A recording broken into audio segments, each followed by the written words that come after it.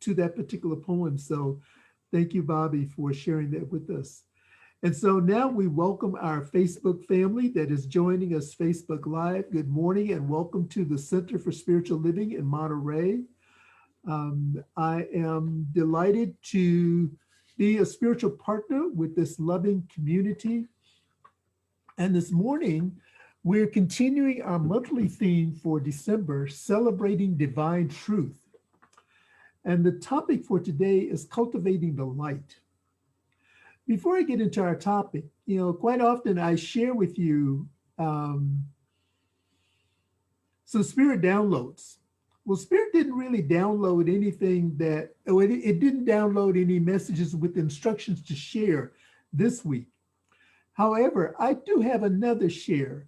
In our teaching, in our philosophy, we say that each one is an inlet and an outlet into the mind of God, and that this creative expression, this creative intelligence created all that there is. And so tapping into the mind of God comes forth our technology. And so my share is about technology. In the process of moving, I had misplaced the charger to my Fitbit. And after looking for it and the battery just gone and everything, that I finally succumbed and bought a new one. Well, the new one has some more features on it that I'm still trying to figure out. But I've set a goal to walk 7,500 steps per day is my goal.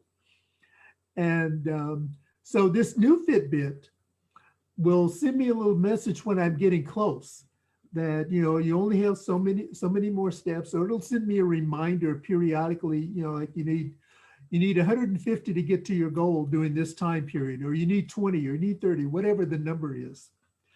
And so one day last week, I was involved in something and I got a note from my Fitbit that I needed 1,080 steps to reach my goal.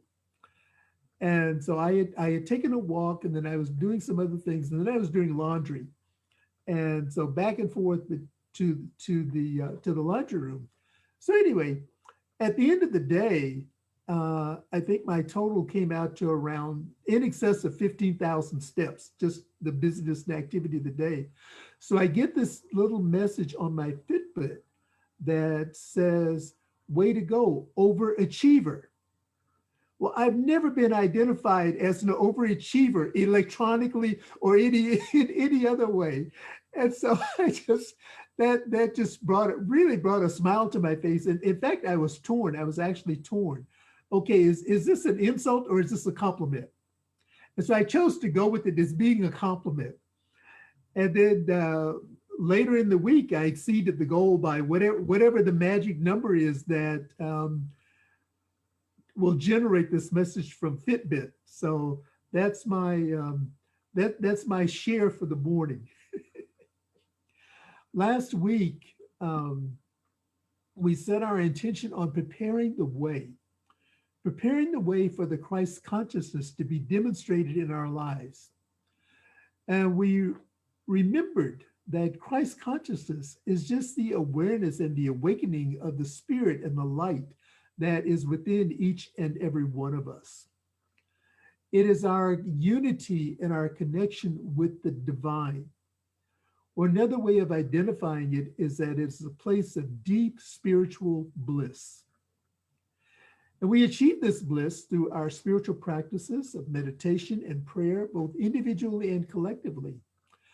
And what we also learned is that through the process of collective meditation and collective prayer, there's an energy that is built up. And Dr. Holmes refers to that as the energy of faith. It is also known as that field of spiritual consciousness that creates a chain reaction of bliss throughout the entire world. And in moving to that place of bliss, we accept the invitation from the poet Rumi to meet one another in that place, that field that is out and beyond any ideas of wrongdoing or right doing, where the soul lies down in the grass that the world does not talk about. What a wonderful feeling that is. You know, I have a visceral feeling right now being in that place where we're not concerned about the affairs of the world, not ignoring them, not dismissing them, not discounting them, but it's that momentary, a friend of mine used to refer to it as a momentary escape from reality, the reality of the world of effect. And so this is part of our preparation. And the preparation also includes following the light within our heart. And I shared with you my chant, Hari Om, is a reminder to bring forth the light from within, to call on the light, to call on the light. And that light brings forth the spiritual qualities of love and peace and deservability and abundance and grace. And so today we focus a little bit more on cultivating the light. And Dr. Holmes offers us this perspective. And I'm sharing with you from the original edition of the Science of Mind textbook, the 1938 edition. So the language may be a little bit different. Dr. Holmes writes this: thought, which is built on the realization of the divine presence, has the power to neutralize negative thought, to erase it, just as light has the power to overcome darkness, not by combating the darkness, but by being exactly what it is, light. And the light shineth in the darkness, and the darkness comprehended it not. And when I read this, I thought about an expression that I heard many, many years ago that really resonates with me. And it's a very simple expression that says, it do what it do. Spirit, just do what it do. And how that expression came about, there was a TV series that I used to watch, and one of the characters in the TV series had his head shaved, but he wore a beanie that was not centered. It was off center a little bit. It was hanging to the side. And he was being interviewed on a show, and the host asked him, says, you know, everyone is wondering, how does that beanie sit on your head? You know, and you have no hair that to keep it in place. And his response was, it do what it do. It do what it do. And that really resonated with me because that's how I think of God. God just do what it do. It shows up in all of the mysterious and marvelous ways that it does. I offer these points for us to consider as we illustrate cultivating the light. First of all, we recognize that in the Northern Hemisphere, as well as in the Southern Hemisphere, light is being celebrated, especially during the months of November and December.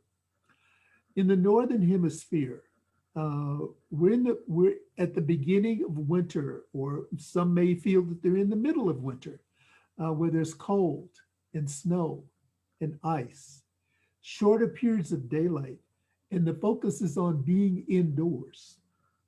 In the Southern Hemisphere, the exact opposite is occurring. They're experiencing the middle of summer, where it is hot. There are long periods of daylight, and the focus is more on the outdoors. And so as we turn our attention to the focus of light that is being celebrated more significantly in the Northern Hemisphere, we recognize that there are different beliefs and different ways according to the indigenous cultural traditions of individual people. And so I use this opportunity to invite our audience that is with us this morning to join us on Friday, December the 24th at 7 p.m. for our virtual Season of Light celebration via Zoom. And I've asked our tech team to share the link in the chat. So if you can check your, look at your chat, and that link will be in there for the Season of Light celebration. In this particular Season of Light celebration, we will also include the traditional Christmas Eve candle lighting. But we will honor some of the lesser known cultural and indigenous seasons of light that are celebrated. Um, and these are reminders that we are one world made up of many different stories. And so we celebrate the light by honoring and acknowledging our stories. Another way of cultivating and celebrating the light is to remember that when we talk about light, we also talk about darkness. They both have meaning and relationship to each other. In this world, we could not know dark without the contrast of light. And this reminds me of a song by Ricky Byers, It All Fades into God. And one of the verses, one of the lines in that particular song says that the stars need the darkness to shine their light. So it shows the compatibility of light and dark cooperating together. They are not mutually exclusive, they're actually interdependent, as is all of creation. And even in the creation story that is recorded in the Bible and is recorded in other traditions, light goes full cycle. And I'm sharing from the Aramaic plain English version of the Bible that reads in Genesis 1 and 5, it says, "And God called the light day, and the darkness he called night. And there was evening, and the morning followed the first day." So the light follows the darkness, and the darkness follows the light. They're both working in collaboration and in cooperation with each other. And the Dalai Lama offers this: inner darkness, which we call ignorance, is the root of suffering. The more inner light that comes, the more darkness will diminish. This is the only way to achieve salvation or nirvana, which is another way of saying we move into that place of bliss. We accept the invitation of Rumi to meet in that place out and beyond any ideas of wrongdoing or right doing, where we are in this bliss and we have thoughts, we have conversations that take us away from the world of effect. Other ways of cultivating the light within. Recognize that each one of us has that light inside of us. It may show up for some as a flickering flame, or it may be a giant barn fire. It's there. It's there. It's there. And it's ready to be nourished so that we can get brighter and stronger. And here's some ideas that I offer you to nourish the light within, cultivating this light within. First one is to have fun. I like that this is how we conclude our statement of being in terms of what we engage in. And we bring forth spiritual principles and the joy of the living presence expressing in our lives through play. That is one of our declarations of how we show up as spiritual community. And so having fun, this is a big one for me. For many of you who have called and listened to my outgoing message on my voicemail, it says, "I'm out having fun." And quite often people will comment, "Thanks for the reminder. I'm going to go out and do the same." Another way is to reclaim our joy. This is something that is often overlooked in our fast-paced, work-driven culture, is to reclaim our joy. And especially now during the holidays, with the reinstating of stronger guidelines for our sheltering in grace, sheltering in place, it's important that we reclaim our joy, because this is a catalyst for bringing more fun into our lives. In reclaiming our joy, we can also take a fun break. How does that sound? Taking a fun break. And this fun break could include reading a book that is different from the regular books that we read.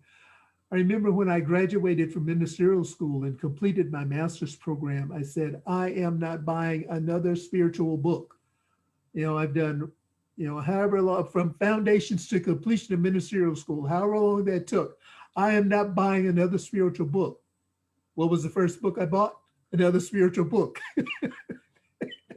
I see Amber co-signing with me. uh, I see Reverend Cindy co-signing with me also on that. Um, excuse me, but I invite you to read something that is outside of your regular reading routine. Um, Watch an entertaining movie. You know, do something that is different. If you watch drama, watch a comedy. If you watch serious shows, if you watch biographies, watch a thriller. Do something to just spark it up. Bring back that fun. Give yourself a fun break. Um, Take a bubble bath. Run or walk with your dog. Do whatever it is that makes you smile and laugh and feel uplifted as often as possible. And in this creating excitement and fun and reclaiming your joy, think back as a child where you were totally free and uninhibited. And remember, the joy is healing. Another way to cultivate the light within is to live your soul's purpose.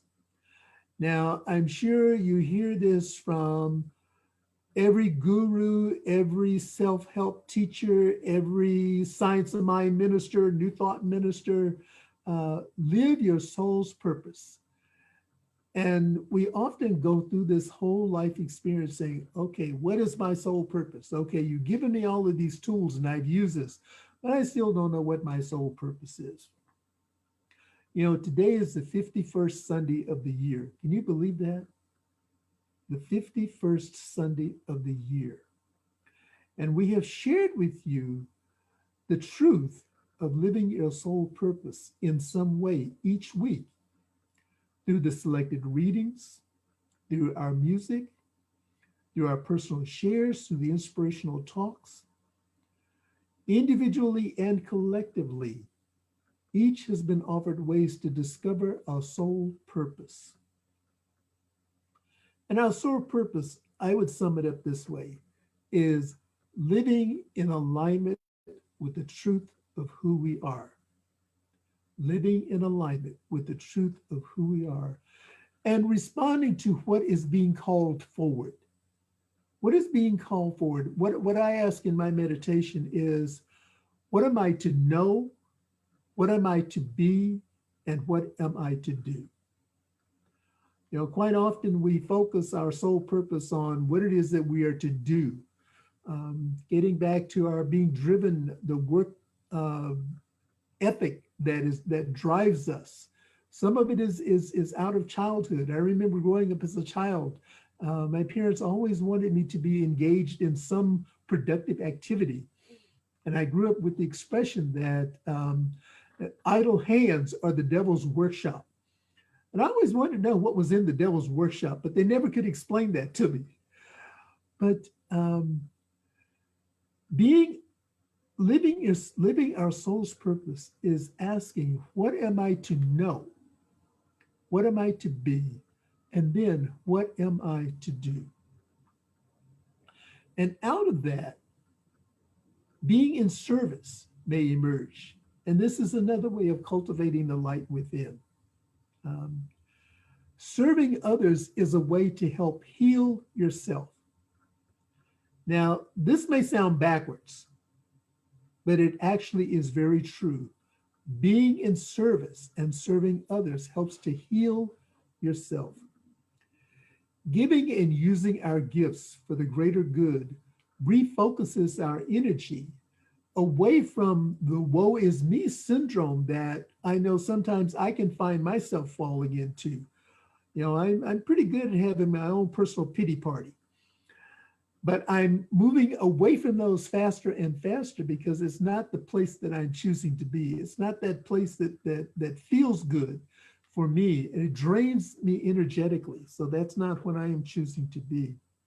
So by refocusing my energy, by remembering that we're all connected in this universal field, that as we shine the light out, as we shine the light on others, that not only illuminates the pathway that is ahead of us, it illuminates the pathway that is beside us and the pathway that is behind us.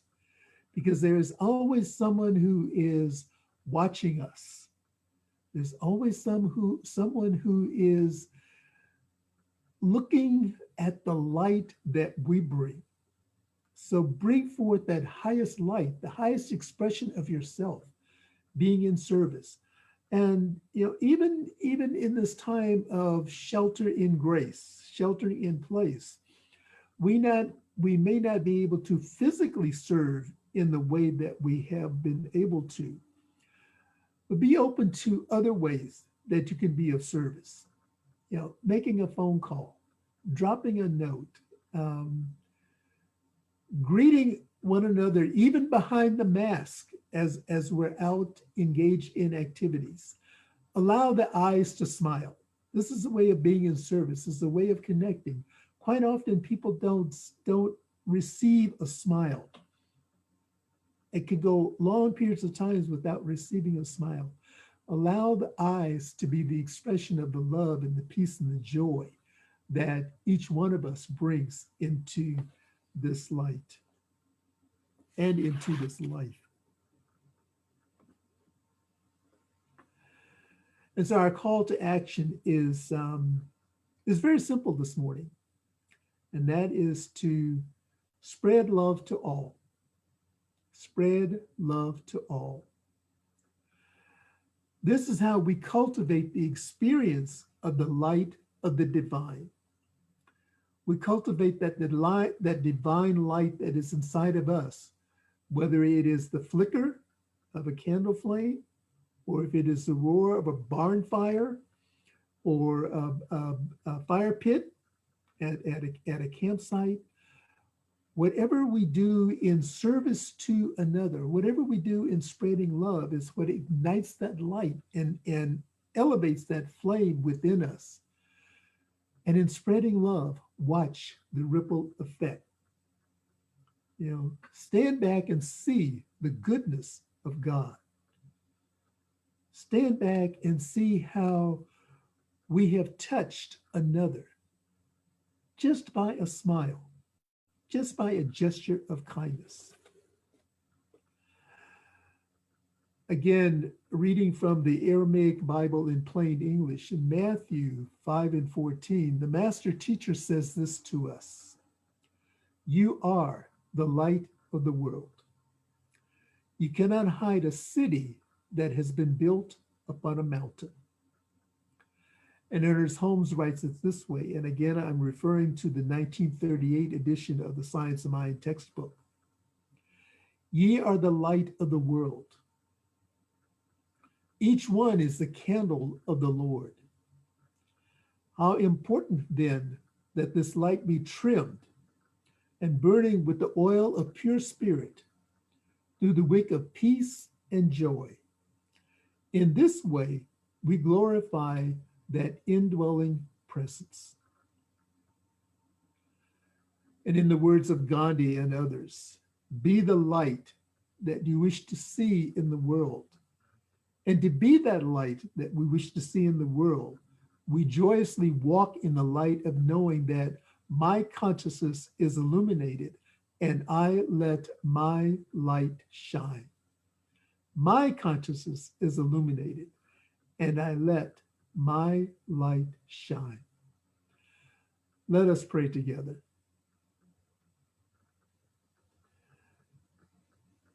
Recognizing that the light is just another way of identifying and another way of naming the unnameable. This light, this all-prevailing presence, spreads itself without distinction, without discrimination, without any reference to any labeling that has been placed on its creation, because it doesn't see labels. It sees its creation as a unified field of beingness. And I know that I am one with this unified field of beingness. And as this is true for me, I affirm it, I accept it, and I know it for each one that is sharing with us in this experience, in this time, and in this moment. And it is the truth for each and every one of creation. Everything that has breath is an expression of this unified field of light. And so I speak my word of gratitude for our time together this morning, for the light that has revealed itself and continues to reveal itself through the hearts of each one that is joining us this morning. And I charge us to take this light, and as the songwriter said, this little light of mine, I'm going to let it shine. And another African mystic that I know says, this bright light of mine, I'm going to let it shine. And so however you identify your light, let it shine, let it shine, let it shine. And I know that it's the light of truth, it's the light of love, it's the light of the essence of this eternal spirit shines into all of those little nooks and crannies, all of those dark spaces, that which is hidden, that which is not in alignment with the true purpose of our being is illuminated and brought into alignment very gently, very lovingly, and very kindly. Because as we remember that the light does not confront the darkness, it only shows up as light. And so I am shining the light by the power of my word this morning into those places of individual darkness that may be representing themselves as a question of right livelihood, a question of right living, a question of right relationships, a question of right and perfect health. Knowing that wherever there is a question, wherever there's the appearance of darkness, that the light is collaborating with the darkness to bring about a new revelation, a new way of being, a new energy. And we allow that light to illuminate our entire being and just celebrate the joy of living. I bless gatherings where individuals are celebrating the light in the awareness and the understanding of their own heart, celebrating and acknowledging their indigenous and cultural traditions, knowing again that there are many paths that lead to the one source. And it is through the diversity of these paths and the recognition of the light that shines from each individual that we bring this collective light into the awareness that God is light, God is love, God is truly all that there is. And so in this awareness of the allness of God, I give thanks. I give thanks for the word that is spoken. I give thanks for the revelations that are revealing even now as this prayer is being uttered. And for this, and for so much more, than I have words to say or thoughts to convey in this moment, I am eternally grateful. And so I release this. I release this prayer, I release this time into the activity and into the action of love and law. That law that just says yes. And I know it is done, and so I just allow it to be. And together we affirm this in consciousness and say, and so it is. And so it is. Thank you and good morning. And now it is our opportunity to continue to share the light and to cultivate the light by acknowledging the abundance that we have and the abundance that we share. And so our affirmation of abundance reads, I recognize the presence of God within as the source of my abundance. Out of my abundance consciousness flows everything I could desire in life. With gratitude and thanksgiving, I now participate in the flow of uninterrupted abundance. I release this visible substance and outer symbol of my inner supply into the physical world. This prosperous experience is evidence of my abundance consciousness. And we have several ways for you to share in the law of circulation with the Monterey Center, and those are on your screen. You may do so by mailing a check to our center or making a donation through our secure website, or you can text to give to 831-246-9674. And again, I would just like to invite our Facebook Live audience, while you are still with us, to be a part of our Season of Light celebration on this Thursday, December the 24th, beginning at 7 o'clock p.m.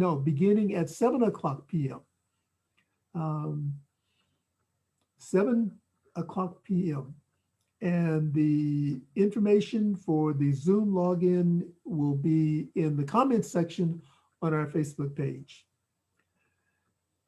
And so we now say good morning to our Facebook